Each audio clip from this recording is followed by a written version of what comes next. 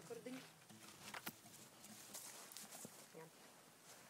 Un tātad tā dziesma ir tapusi tāpēc, ka man, kā jūs zināt, mans draugs Holandē. Un jau 2. mēnesi. Un jūs saprošiet paši. Juris ir Holandē? Nē. Jēkabs? Ībors. Juris taču ir Anglijā. Jau 3 mēneši. Soru. Un tā faktiski jūs saprotat, ka man visi draugi, visi mani čomi ir Holandē aizšaušana uz Īriju, Angliju, respektīvi nav Latvijā. Un man reizēm baigi sāp tas viss, un par to ir dziesma.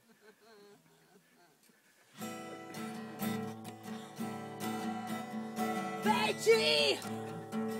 Nu kā jums iet? Kāpēc jūs man nerakstījāt, kā jums iet? Dienas bez jums ir kā pelējums no maizes.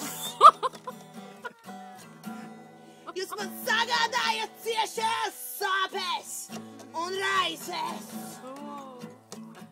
Mana sirds apmet kulenītī piekdienās aiz jums.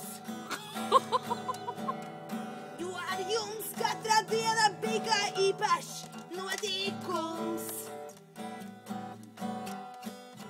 Ak, Jāni, kā mēs toreiz kaili skrējām par rūciem. Jāni, tu tā kā ceries, vai Valdi? Arī. Kurš no jums tas bija, to zina tikai viņš. Uzaicinātais pakluso operatoriņš. Tagad, kad es skatos to video ar savām vientuļajām beibēm, nu nebūs melots, ka asaras pirst. Ej, no! Uldi, vai atceries, ka tu guvi savu pirmo traumu? Kā atrāvies no Jāneka bagāžu? Bet vai tad tev sāpēja? Nē, jo tu esi īstvēcīs. Baigais!